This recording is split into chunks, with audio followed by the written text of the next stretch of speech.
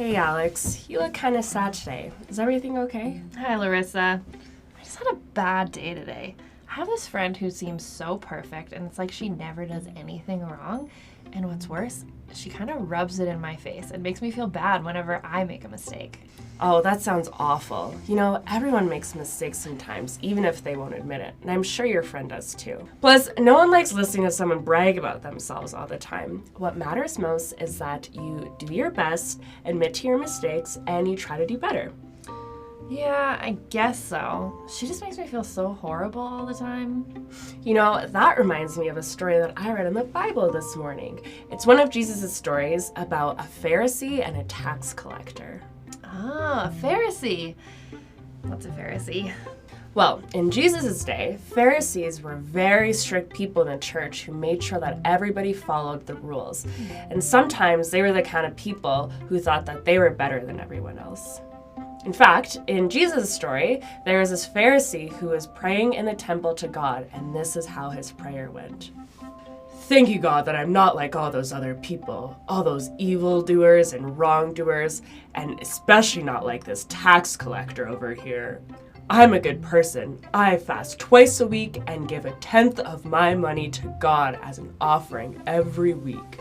Wow, he sounds like a good person, but he has a bad attitude. What's so wrong with being a tax collector anyways? Isn't he just doing his job?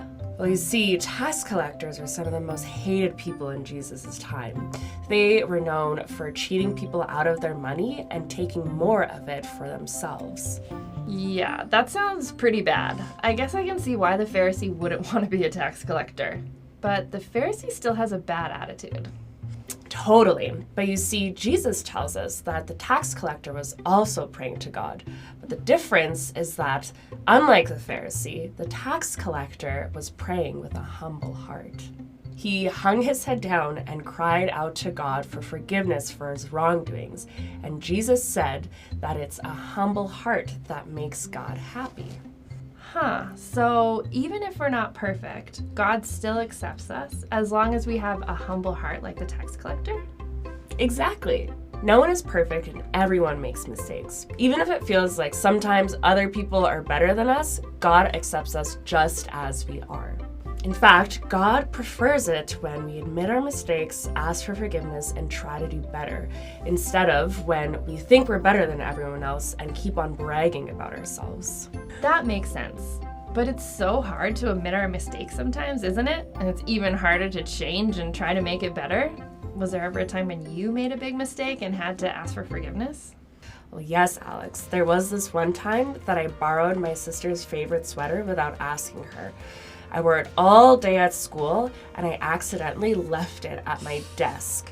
The next day, I went back to school, and her favorite sweater wasn't there anymore. I had to go back home and admit to her that I borrowed something without asking her and that I lost it. Oh no. What did you do to make things right? I wrote her a really long sorry note, and I apologized and apologized and apologized. Eventually, I told her that I would never borrow anything of hers without her permission. Wow. Well, I'm glad you were able to make things up with your sister. Thanks so much for sharing. It's good to know that God doesn't expect us to be perfect and cares more that we have humble hearts. Exactly. And remember that God always loves and accepts us, no matter how big our mistakes are sometimes. That does make me feel a little better. Thanks for talking through that with me, Larissa.